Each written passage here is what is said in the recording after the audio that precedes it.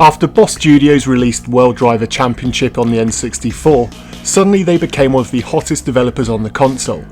It seemed like a lifetime, but it was just over a year after that release when they delivered their next game, and it was certainly worth the wait. But it didn't come easily. Stunt Racer 3000, as it was first known in development, was originally due to be published by Midway for a worldwide release. Towards the completion of the game, Midway got cold feet and decided not to pursue with the deal, and the final fate of the game was in turmoil. The press reported it as being dead in the water and that the deal broke down, but that didn't stop the game seeing a limited release. Many lackluster games before it, which were rental exclusive titles to Blockbuster, paved the way, but Midway couldn't resist the temptation to publish the game, and so instead of the huge hype many of us were expecting, it trickled its way onto Blockbuster store shelves without so much as a whimper. Sure, when everyone eventually got onto Midway's back when they actually played the game, there was a lot of ruckus about how the publisher had screwed Boss Studios over, but the game itself was incredibly fun to play. It is a tricky one to describe. If you imagine F-Zero, Hot Wheels Turbo Racing and the San Francisco Rush series all coming together to form a hybrid style game, then this is what you'd be left with. It plays like a classic high-speed racer. The tracks are designed for high-speed racing, so sharp turns and twists are not all that common here.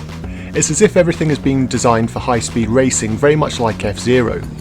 As you whip around the tracks, as the name suggests, you're also encouraged to perform stunts which will aid you in collecting coins, which you can then use for upgrades and unlocks which boosts you to help you go even further. There are a number of different shortcuts to seek out, and so if you finished off every track in San Francisco Rush, you'll be right at home here seeking out every possible way to shave seconds off your lap times. Like Hot Wheels Turbo Racing, the more stunts you do, the more cash you'll rake in. This is an essential part of the game as this money is used to purchase new cars which will be required for new championship circuits for you to enter.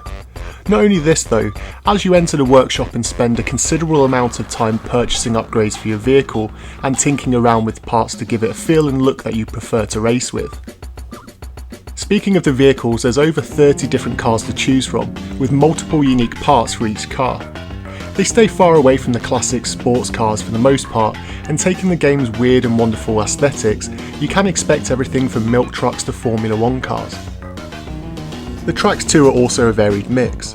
There's two specific stunt tracks like the halfpipe, which are only available in exhibition, but the remaining tracks are all varied and have some cool themes such as giant toys, the Wild West and different planets.